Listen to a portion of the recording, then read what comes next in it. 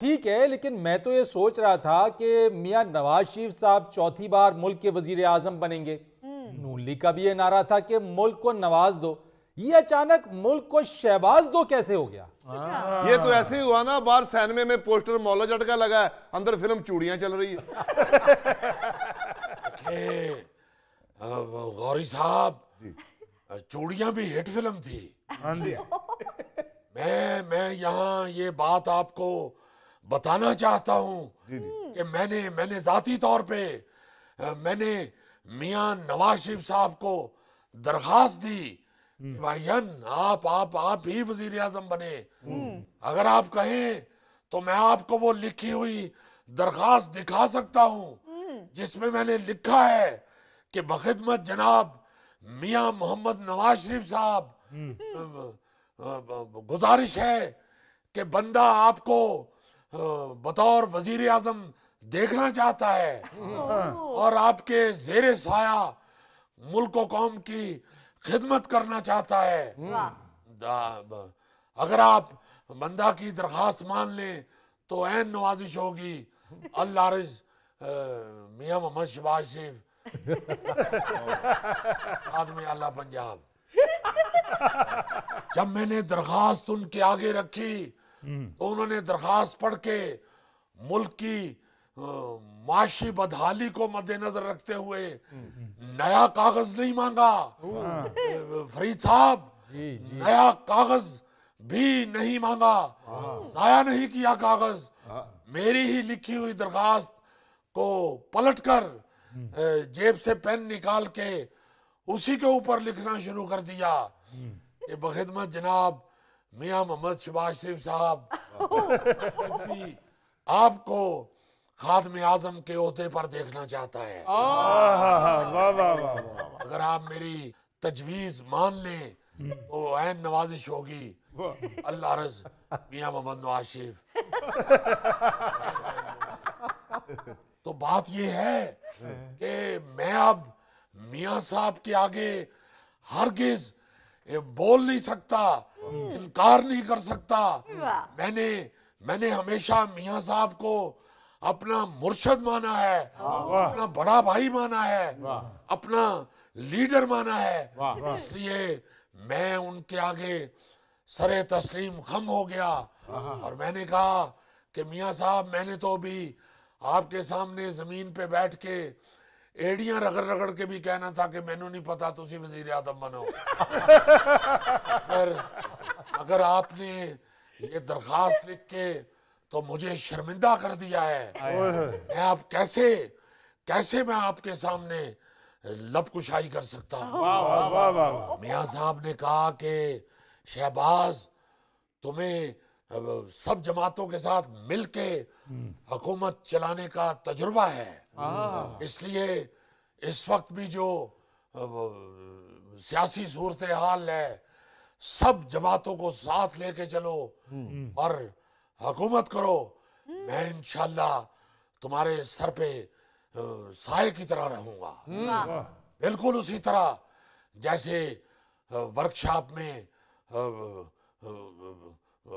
छोटे काम कर रहे होते हैं और जो मेन उस्ताद होता है वो पास बेंच पे बैठ के निगरानी कर रहा होता है। उन्होंने कहा कि तुम्हें हर गाड़ी के पुर्जे का पता है, तुम्हें गाड़ी के नीचे घुसना भी आता है, तुम गाड़ी का तेल फिल्टर भी बदल लेते हो।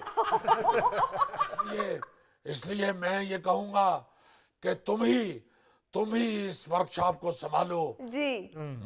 मुझे तुम इंशाल्लाह पास बेंच पे बैठा देखोगे और तुम इंशाल्लाह इस गाड़ी को ठीक करके तो मंजिल तक पहुंचाओगे।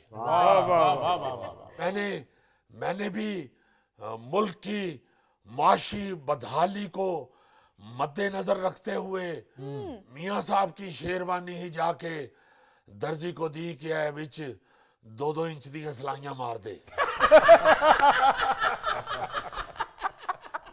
ताकि मेरी फिटिंग की बन जाए। बाकी रह गई ये गौरी साहब की बात कि पोस्टर मौले जट का लगा के अंदर फिल्म चूड़ियां दिखाई जा रही है, तो मैं तो सारी कौम को गुजारिश करूंगा कि अब आप इंशाल्लाह सुपर हिट फिल्म चूड़ियां ही देखेंगे। बल्कि मैं कहूंगा कि आप सब लोगों ने, पूरी आवाम ने ये गाना गाना है अपने वजीर आजम के लिए, करा मैं नजारा जदों तेरी तस्वीर दा, कहंदा है भुलेखा सानू मियां नवाज शरीफ दा। मियां साहब, सैयद नूर की फिल्म चूड़ियां तो सुपर हिट थी, लेकिन आपकी सियासी फिल्म चूड़ियां हम पहले 16 माह देख चुके हैं।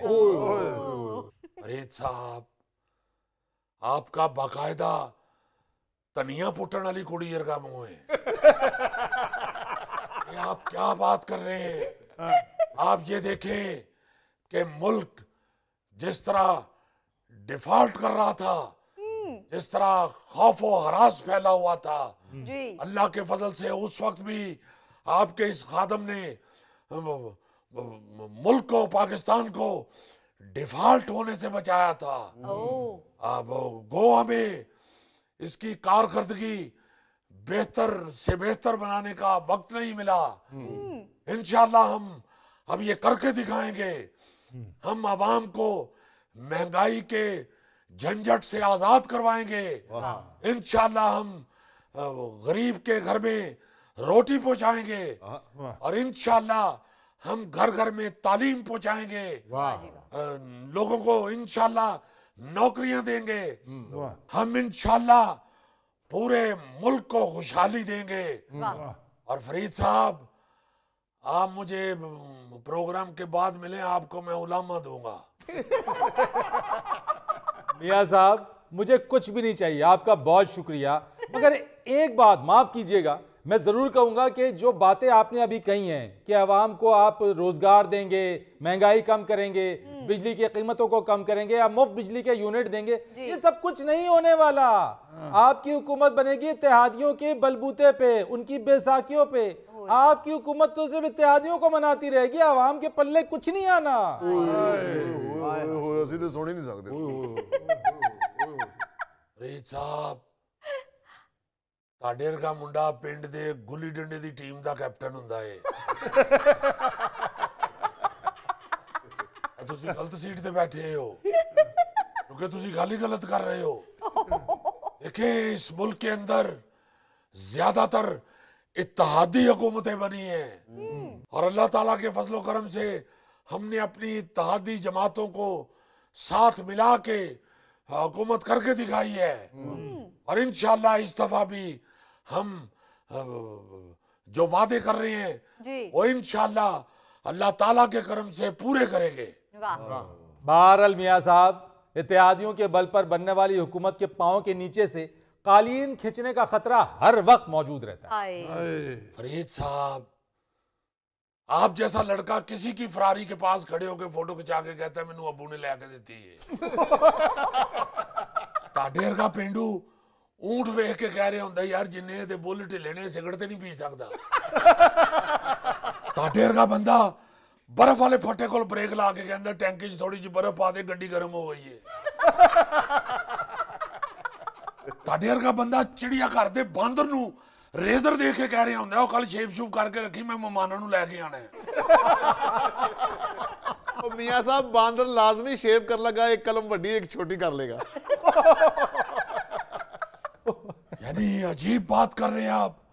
ਤੁਹਾਡੇ ਵਰਗਾ बंदा अंब पोला कर दिया पंचर कर लेंदा है। ओ मियां साहब, नाराज क्यों हो रहे? मैं तो इसलिए कह रहा हूं कि आप सारी जमातों को मिलाकर एक बार फिर कमजोर सी हुकूमत बनाने जा रहे हैं। आजाद उम्मीदवारों की तादाद ज्यादा है, उनको बना लेने दें हुकूमत। जी बना लेन, वो बना लेन, वो बना लेन। हुकूमत को बोटी तो नहीं जी मैं उन्होंने हथों च खो ली है। वो बना लें, वो अपनी अक्सरियत शो करें, वो बना लें।